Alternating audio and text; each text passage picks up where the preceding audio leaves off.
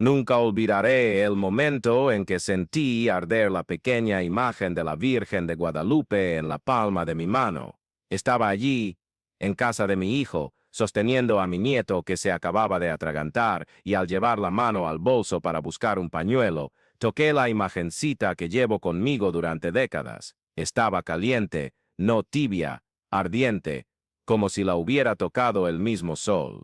En ese instante, con el niño llorando de alivio en mis brazos y toda la familia aún en shock, supe que no había sido mera coincidencia. La Virgen había respondido a mis plegarias de una manera que jamás imaginé. Déjenme contar desde el principio, porque esta historia no comenzó ese domingo de terror y milagro. Comenzó meses antes, cuando sentí mi corazón apretarse de una manera diferente. No era un problema de salud, no. Era algo mucho peor. Era el dolor de ver a mi familia desmoronarse ante mis ojos. Me llamo Mercedes, tengo 68 años, y durante casi 7 décadas creí que el amor de una madre era indestructible, que nada en el mundo podría quebrar los lazos que construí con tanto cariño con mi hijo Roberto. Pero entonces Fernanda entró en nuestras vidas, y descubrí que existen tormentas capaces de sacudir hasta las raíces más profundas de una familia. Roberto siempre fue mi orgullo. Después de que mi marido murió, cuando el niño tenía solo 15 años, los dos nos convertimos en un equipo. Él me ayudaba con las cuentas, yo lo ayudaba con sus estudios. Creció bien, se graduó como ingeniero, consiguió un buen trabajo. Cuando me dijo que había encontrado a alguien especial, mi corazón se llenó de alegría. Estaba ansiosa por conocer a la mujer que había conquistado el corazón de mi hijo. La primera impresión de Fernanda fue complicada. Era guapa, bien vestida, educada en sus palabras, pero había algo en su mirada que me incomodaba. No podía identificar qué era exactamente. Cuando Roberto me la presentó, en nuestra tradicional reunión dominical, sentí una frialdad que intenté ignorar. Son los nervios, pensé. Debe estar tensa por conocerme, pero las semanas pasaron y esa sensación no mejoraba. Fernanda sonreía ante mí, pero sus ojos nunca sonreían con ella. Cuando Roberto salía a buscar algo a la cocina, la sonrisa de ella desaparecía por completo. Miraba su celular, cualquier lugar menos a mí, y siempre que intentaba entablar conversación sobre sus planes, sobre el futuro, respondía con monosílabos. La boda se celebró un sábado de septiembre. Fue una ceremonia hermosa. No lo puedo negar. Fernanda estaba radiante con su vestido blanco, Roberto feliz como nunca lo había visto. Durante la fiesta,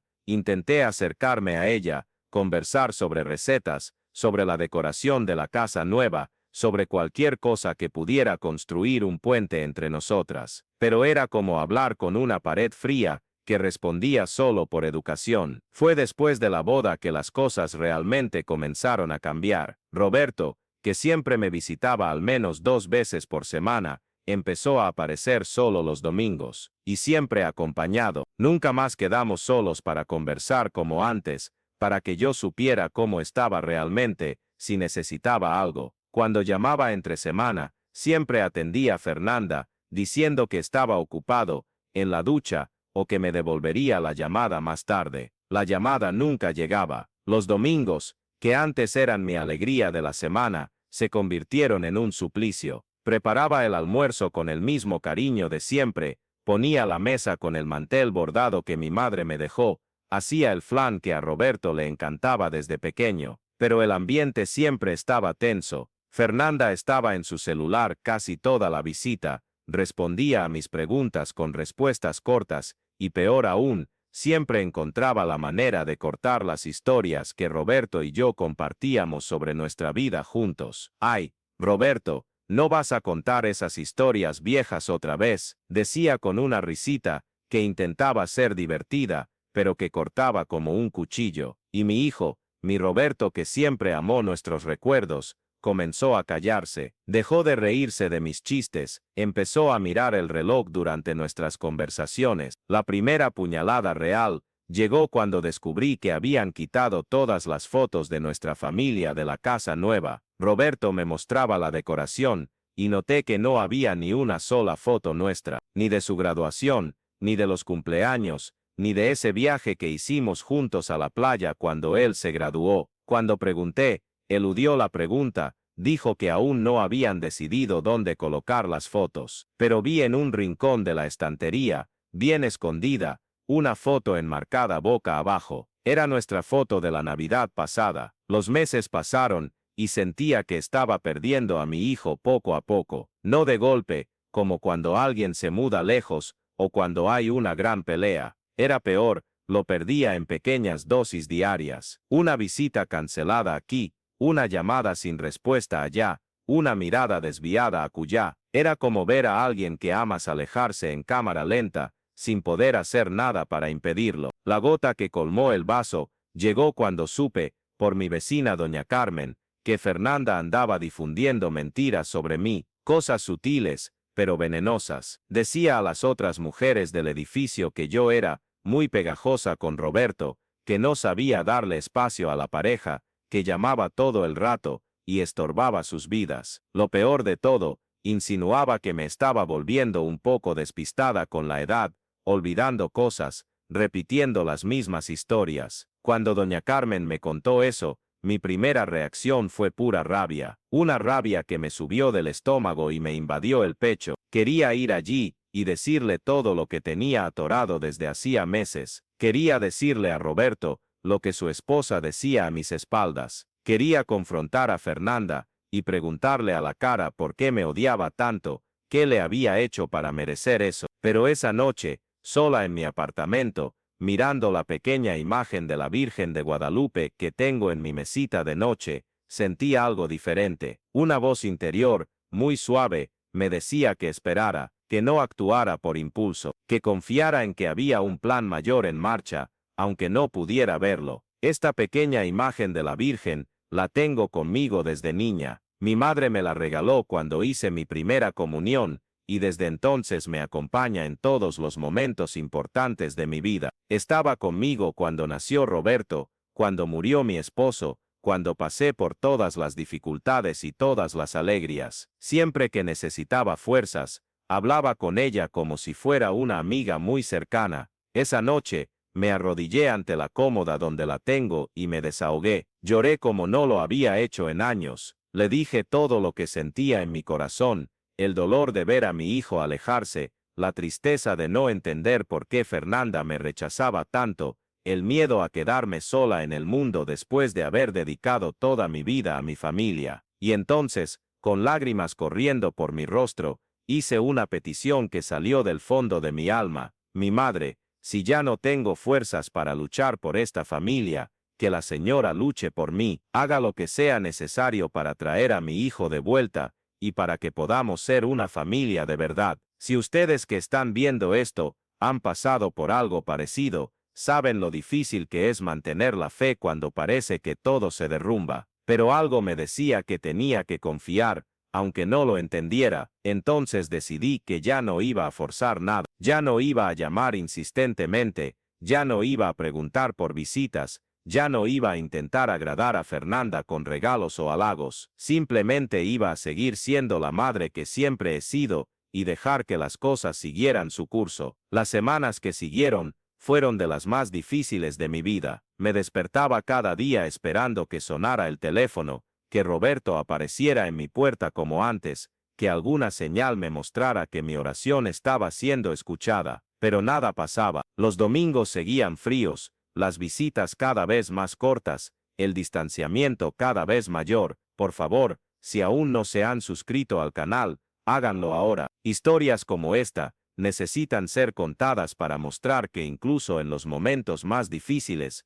cuando parece que lo hemos perdido todo, aún hay esperanza, y querrán acompañar otros relatos como este, de personas que encontraron la luz al final del túnel, cuando menos lo esperaban. Fue un domingo de mayo cuando todo cambió. Roberto llamó el viernes diciendo que el domingo era el cumpleaños de Matías, el hijo de la cuñada de Fernanda, y que harían una fiesta en casa. Dijo que estaba invitada, pero por el tono de voz, me di cuenta de que no era una iniciativa suya. Era de esas situaciones en que alguien está invitado porque sería muy raro no invitarlo, pero nadie espera realmente que la persona vaya. Pensé en no ir. Sabía que sería otra tarde difícil, con Fernanda tratándome con su habitual frialdad, Roberto dividido entre ser hijo y marido, y yo sintiéndome como una intrusa en mi propia familia. Pero algo me empujó a ir. Una voz interior me decía que era importante que estuviera allí. Llegué a su casa a las 2 de la tarde. La fiesta ya estaba animada, llena de gente que no conocía, niños corriendo por todas partes, música sonando. Fernanda me saludó con su sonrisa de plástico de siempre, me ofreció un refresco y luego desapareció entre los demás invitados. Roberto me dio un beso rápido en la mejilla, y enseguida se involucró en una conversación de trabajo con unos amigos. Me sentí completamente fuera de lugar, me quedé allí, sentada en un rincón del sofá, viendo a mi familia celebrar como si yo fuera una extraña. Varias veces intenté entablar conversación con otros invitados, pero me di cuenta de que nadie sabía bien quién era yo. Fernanda solo me presentaba como la madre de Roberto, nunca como mi suegra o la abuela de Matías. El pequeño Matías estaba radiante con sus 4 años recién cumplidos, un niño hermoso, lleno de vida, que corría de un lado a otro mostrando los regalos a todo el mundo. En un momento dado, vino hacia mí y se subió a mi regazo, preguntándome si le había traído un regalo. Le expliqué que sí, que estaba envuelto allí en la mesa, y él sonrió de esa manera que solo los niños saben sonreír, con los ojos brillando de pura alegría. Fue cuando estábamos conversando que vi a Fernanda observándome desde lejos. Había algo diferente en su mirada en ese momento, una especie de irritación mezclada con desprecio. Se acercó rápidamente y le dijo a Matías que era mejor que fuera a jugar con sus otros primos, que yo debía estar cansada. El niño bajó de mi regazo y salió corriendo, y yo me quedé allí, sintiéndome disminuida una vez más. La tarde siguió en la misma línea. Fernanda se empeñaba en excluirme de las conversaciones, siempre encontraba la manera de hacerme sentir fuera de lugar. Cuando alguien me preguntaba algo sobre el pequeño Roberto, ella rápidamente cambiaba de tema. Cuando ofrecía ayuda en la cocina, decía que todo estaba bajo control. Era una hostilidad sutil, imperceptible para quien no conocía nuestra situación, pero dolorosa como una aguja clavada muy despacio. Estaba casi llegando la hora de la serenata cuando sucedió. Matías estaba sentado a la mesa, rodeado de todos los niños, esperando ansioso el pastel. Fernanda había hecho un pastel precioso, decorado con los personajes de la caricatura que a él tanto le gustaba. Cortaron el primer trozo, lo pusieron en su platito, y el niño le dio una gran mordida, de esas que solo los niños logran meterse en la boca de una vez. Fue cuestión de segundos. Su risa se transformó en desesperación. Empezó a ahogarse violentamente, llevándose las manos al cuello, con los ojos desorbitados de pánico. El trozo de pastel había tomado el camino equivocado, y estaba obstruyendo completamente su respiración. El caos se apoderó de la sala. Todos empezaron a gritar al unísono. La madre de Matías entró en pánico total, gritando su nombre sin saber qué hacer. Fernanda se quedó paralizada, con las manos en la cabeza. Roberto y los demás hombres corrieron hacia él, pero nadie sabía cómo actuar. Algunos gritaban que le dieran golpes en la espalda, otros que lo voltearan boca abajo, otros que llamaran a la ambulancia. Fue en ese momento que algo inexplicable me sucedió. Todos mis instintos maternos, toda la experiencia que tuve como auxiliar de enfermería décadas atrás, toda la calma que desarrollé a lo largo de una vida cuidando gente, todo eso afloró de golpe. Me levanté del sofá como si tuviera 20 años, y corrí hacia el niño. «Aléjense», grité con una autoridad que ni yo misma sabía que aún poseía. Tomé a Matías en brazos, lo volteé boca abajo sobre mi brazo izquierdo, con la cabeza más baja que el cuerpo, y empecé a aplicar golpes firmes pero controlados en su espalda, justo entre los omóplatos. 1, 2, 3 golpes, nada, 4, 5, 6 golpes. El niño estaba poniéndose morado. En ese momento, sentí una fuerza extraña apoderarse de mí. No era solo mi experiencia profesional guiando mis movimientos, era algo más grande, como si otras manos estuvieran junto con las mías, guiándome sobre exactamente qué hacer. Volteé al niño de nuevo, puse 2 dedos en su boca, y logré tocar el trozo de pastel, que estaba obstruyendo su garganta. Con un movimiento preciso, logré retirarlo. Matías tosió con violencia, lloró, pero estaba respirando. El sonido de su respiración fue la música más hermosa que escuché ese día. Toda la sala soltó un suspiro de alivio colectivo. Abrí a mí el niño contra mi pecho, sintiendo su pequeño corazón latiendo acelerado pero fuerte. Fue entonces cuando me di cuenta de que todos me estaban mirando de una manera diferente. Ya no era la suegra fastidiosa, la abuela entrometida, la mujer que estorbaba la vida de la pareja. En esos ojos a mi alrededor, veía respeto, admiración, gratitud, pero la mirada que más me marcó fue la de Fernanda. Ella estaba parada a unos 2 metros de mí, con lágrimas corriendo por su rostro, observándome como si estuviera viendo a una persona completamente diferente. Ya no era esa mirada fría y desconfiada de siempre, era la mirada de una madre que acababa de ver a alguien salvar a la criatura que amaba. Matías se fue calmando en mis brazos, y yo seguí abrazándolo hasta asegurarme de que todo estaba bien. Fue entonces que decidí buscar un pañuelo en mi bolso para secarle las lágrimas. Cuando metí la mano en el bolso y toqué la pequeña imagen de la Virgen de Guadalupe que siempre llevo conmigo, estaba caliente, no tibia por el calor de mi cuerpo o por los nervios del momento, caliente de verdad, como si hubiera sido calentada por una fuente externa. En ese instante, todo se conectó en mi mente. La oración desesperada de aquella noche, meses atrás, la súplica para que la Virgen luchara por mí cuando ya no tenía fuerzas, la sensación extraña de que no estaba sola cuando corría a ayudar a Matías, la precisión de mis movimientos, como si fuera guiada por una sabiduría que no era totalmente mía, y ahora, la pequeña imagen caliente en la palma de mi mano. Supe, con una certeza que venía de mucho más allá de la razón, que aquel no había sido solo un acto de valentía o experiencia profesional, había sido una respuesta divina a mi súplica más desesperada. La Virgen había luchado por mí de la manera que jamás imaginé que sería necesario, poniendo a un niño en peligro para que yo pudiera mostrar quién era realmente. Parece terrible pensar así, y durante mucho tiempo me sentí culpable por esta reflexión, pero con el tiempo entendí que no fue la Virgen quien creó el peligro. El accidente habría ocurrido de cualquier manera. Lo que ella hizo fue prepararme para estar en el lugar correcto, en el momento correcto, con la competencia correcta para marcar la diferencia. Ella transformó lo que podría haber sido una tragedia en un momento de revelación. Después de que Matías se calmó completamente y volvió a jugar como si nada hubiera pasado,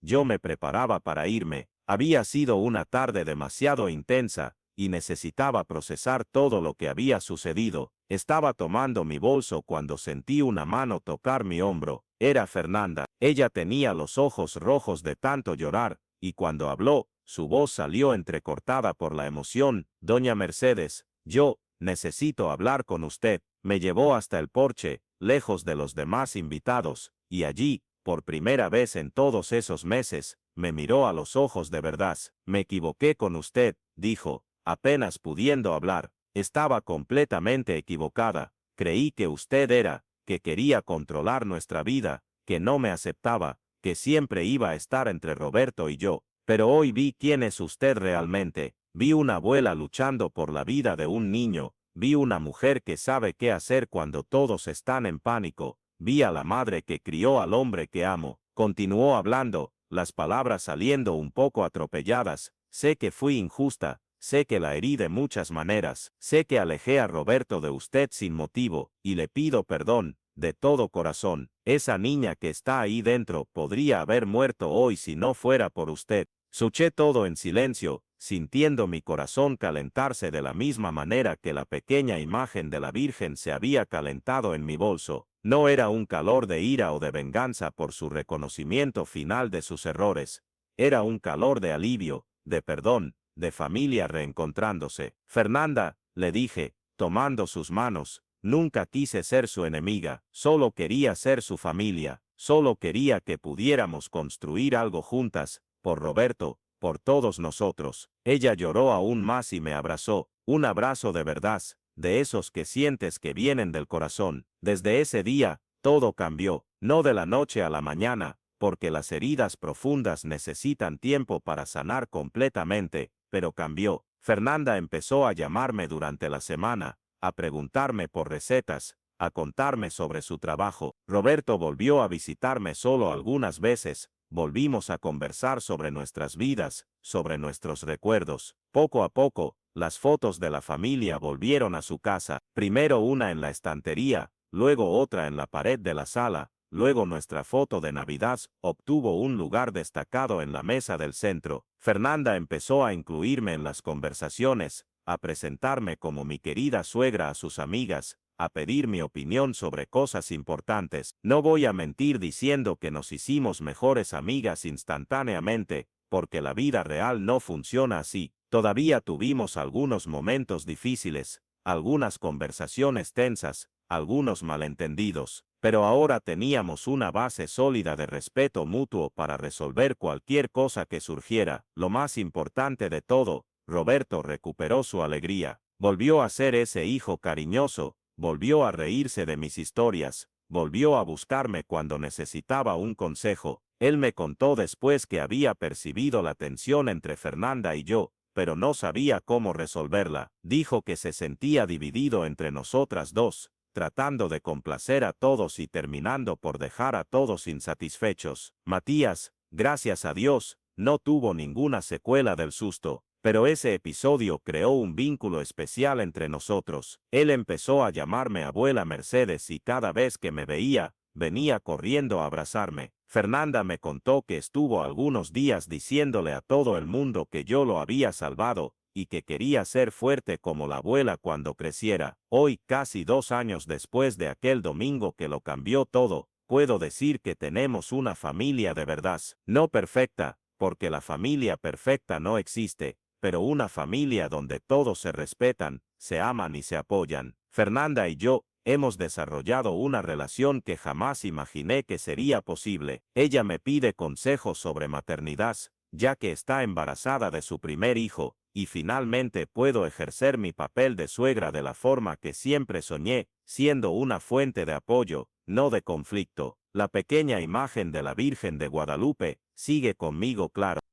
Está en mi mesita de noche, me acompaña en mi bolso cuando salgo, está presente en todos los momentos importantes de mi vida, pero ahora tiene un significado aún más especial. Me recuerda que a veces las oraciones son contestadas de maneras que jamás podríamos imaginar. Le pedí a la Virgen que luchara por mí cuando ya no tenía fuerzas. Creí que eso significaba que iba a cambiar el corazón de Fernanda mágicamente, que iba a hacer que mi nuera me aceptara sin que nada necesitara suceder. Pero la respuesta llegó de una manera mucho más profunda. Me dio la oportunidad de mostrar quién era realmente. Durante todos esos meses de sufrimiento, estaba enfocada en lo que creía que Fernanda pensaba de mí, en las mentiras que contaba, en la forma en que me trataba. Pero la Virgen sabía que el problema no era solo la opinión de Fernanda sobre mí. El problema era que Fernanda no había tenido la oportunidad de verme en acción, de ver de lo que era capaz cuando realmente importaba. Aquel momento de crisis reveló mi verdadera naturaleza no solo para Fernanda, sino para toda la familia.